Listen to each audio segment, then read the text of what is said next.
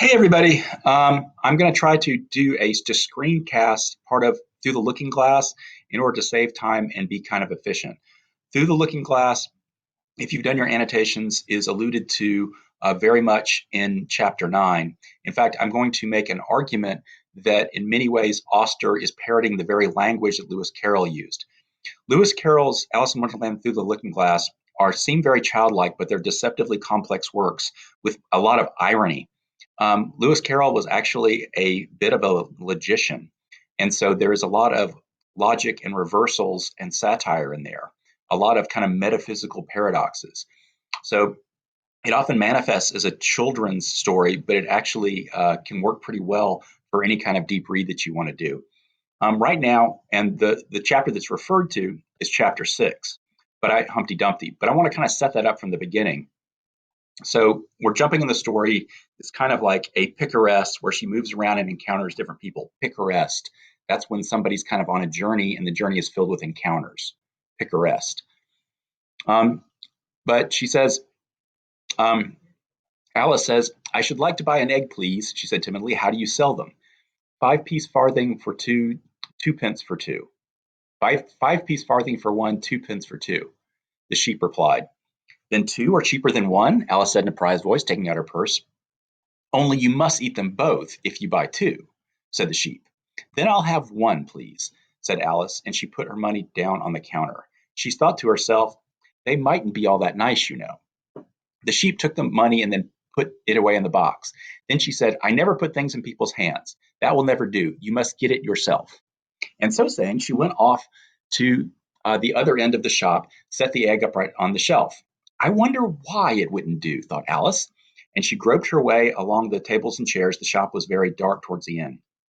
The egg seems farther away the more that I walk towards it. Let's see, is this a chair? Why, it's got to be branches. I declare, how very odd to find trees growing here. And actually, there's a little brook. Well, this is the queerest shop I ever saw. So she went on, wondering more and more each step as everything turned into a tree the moment she came to it, and quite expected the egg to do the same. Chapter 6, Humpty Dumpty. However, the egg only got larger and larger and more human, and when she came within a few yards of it, she saw it had eyes and a nose and a mouth. And when she came close to it, she saw very clearly that it was Humpty Dumpty himself. Okay, so you have to understand that this is an allusion. So Lewis Carroll is making allusion to a nursery rhyme.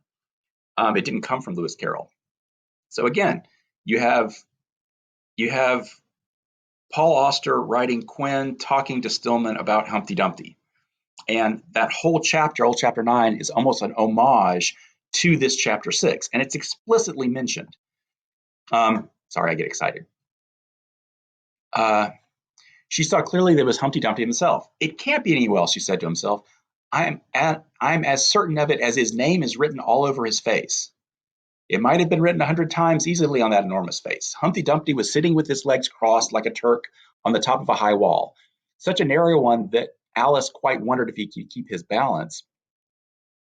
And his eyes steadily fixed in the opposite direction, and he didn't take the least notice of her. She thought he must be a stuffed figure at all. How exactly like an egg he is, she said aloud, standing with her hands ready to catch him, for at the very moment expecting him to fall. It's very provoking, Humpty Dumpty said after a long silence, looking away from Alice as he spoke, to call an egg very. I said you look like an egg, sir, Alice gently explained. And some eggs are pretty, you know, she added, hoping to turn her remark into a sort of compliment. Okay, this is a standard kind of comedic set where you have somebody who's the jokester or the clown, and you have somebody who's the straight person. So this also parallels because in many ways, there's not a straight person in the dialogue between Stillman and Quinn, because Quinn is kind of plays multiple identities, and Stillman plays it straight, but Stillman's also kind of wacky. Some people, Humpty Dumpty says, have no more sense than a baby. Alice didn't know what to say. It wasn't all like it wasn't at all like conversation, she thought, as he never said anything to her. In fact, his last remark was evidently addressed to the tea. So she stood and softly peed herself. Humpty Dumpty sat on a wall. Humpty Dumpty had a great fall. All the king's horses and all the king's men couldn't put Humpty Dumpty back together again. That last line is too long for poetry, she added, almost aloud, forgetting Humpty Dumpty could hear her. Don't stand here and chattering to yourself like that, Humpty Dumpty said, looking at her for the first time, but tell me your name and business. My name, names. My name is Alice, but it's a stupid enough name, Humpty Dumpty interrupted patiently. What does it mean? Must a name mean something? Alice asked doubtfully. Of course it must, Humpty Dumpty said with a short laugh. My name means the shape I am, and a handsomely shaped too. And with a name like yours, you might be any shape. The way the names relate to the thing. Humpty Dumpty is arguing that his name describes who he is, but Alice, there's no relationship between the word and the thing. The mots in French and the choses, the things. Must a name mean something? Alice asked, doubtful. Oh, sorry, skipping one. Why did you sit out here all alone? Said Alice, not wishing to begin an argument. Why, because there's nobody with me, cried Humpty Dumpty. Logic paradox, right? So that's solipsistic. I'm alone because nobody's hear me, right? That's a circular logic. Petitio is the fallacy. Cried Humpty Dumpty. Do you think I didn't know the answer to that? Ask another.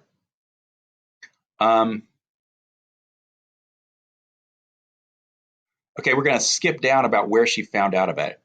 I haven't, she said. Now I declare that's too bad, Humpty Dumpty said, cried. Let me see. Sorry, I've got to use all my tools. Now I declare that's too bad. You've been listening at doors, behind trees, down chimneys you couldn't have known. So she says she mentions she knows about him because of the story, but now he's real, right? Come on, guys.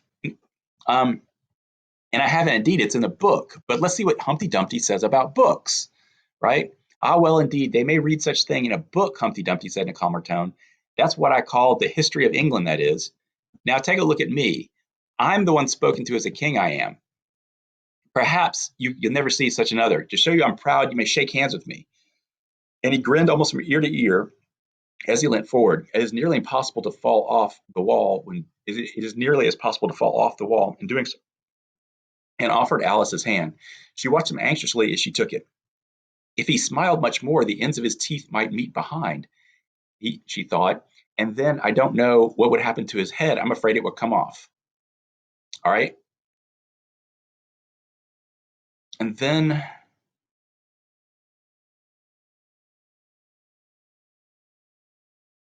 let me see, right here. Alice compliments him on his belt.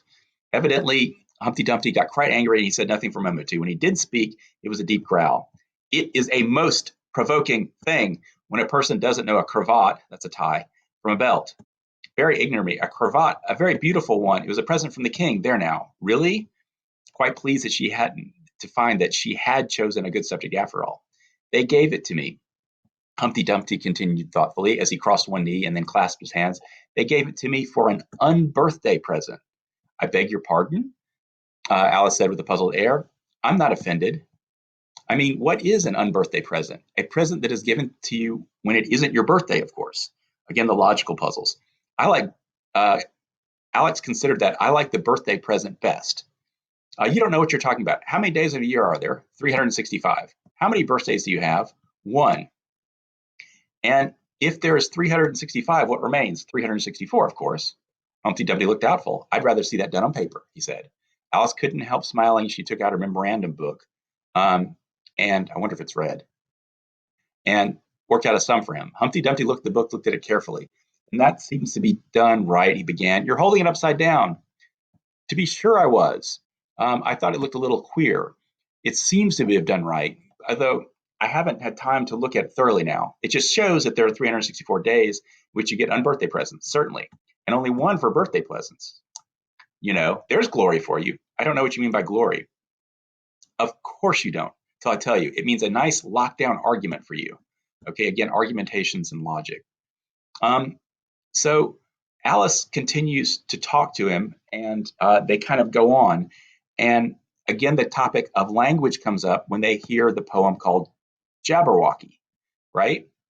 Um, so Alice brings it up, um, because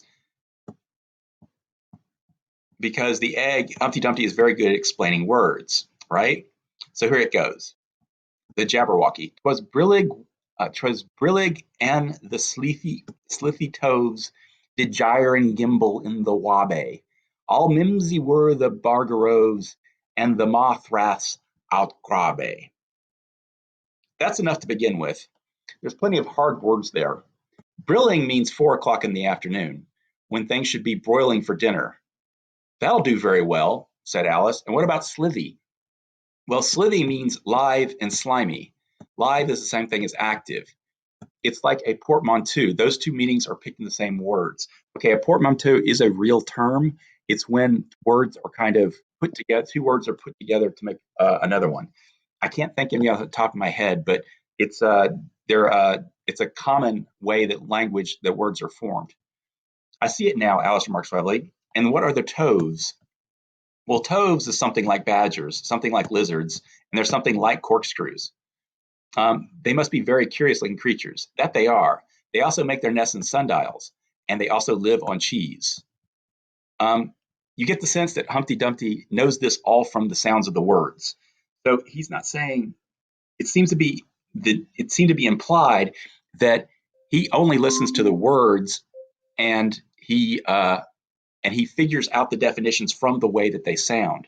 So in other words, the meaning of the words comes in the sound. To gyre is to go round like a gyroscope, and to gimble is to make holes like a gimlet. And the wabe is a glass pot around the sundial, I suppose? Surprised at her own ingenuity. Of course it is. Of course a wabe is that. It's called a wabe, because it goes a long way before it, and a long way behind it, and a long way beyond the inside. And so it goes. So here they've, and I'll stop right here because I only want to make this a short video, but you can see the language play and also the very, very, very intense thematic references that come up in chapter 9. All right. I look forward to seeing you guys at the YouTube live stream, but it would be good if people saw this beforehand. I'm going to send it out, but if you see other people, please, if you see other people, you shouldn't be seeing other people, social distancing, but you might want to flip people message on stuff on IBBS or other GroupMe or any other social connection you have people. Yay! So signing out for this screencast on chapter 6 of Through the Looking Glass, Humpty Dumpty, as it relates to chapter 9 in Paul Auster's City of Glass. This is Mr. Thompson and 504 signing out.